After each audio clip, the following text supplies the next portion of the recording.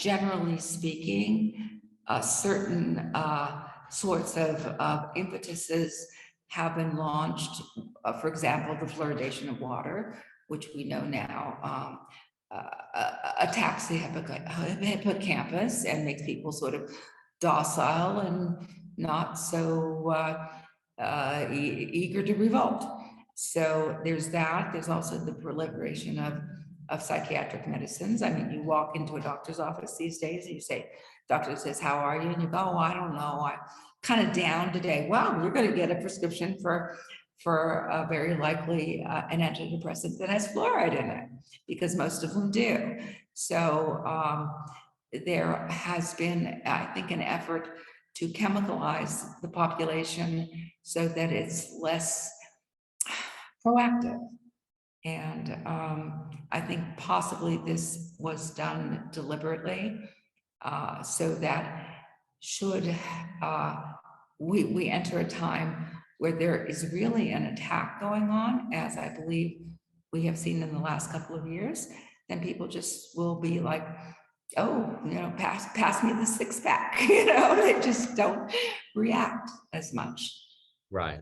Well, go into my virtual meta space, right? Into my virtual reality. That's certainly part of what we're seeing as far as this landscape of moving us into a transhuman reality. And I really have an instinct that a lot of what is being done it's almost like terraforming, like they're basically recreating our environments and our surroundings and our planet in a way that is more metallic. It's heavy metals. It's it's easier probably to receive if you're transmitting frequencies, right?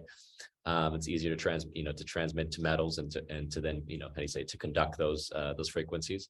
So if you're creating essentially if you're trying to terraform the earth, and likewise you're transforming the human body, they're putting us, it seems to me, in positions where many people are going to be forced to become dependent.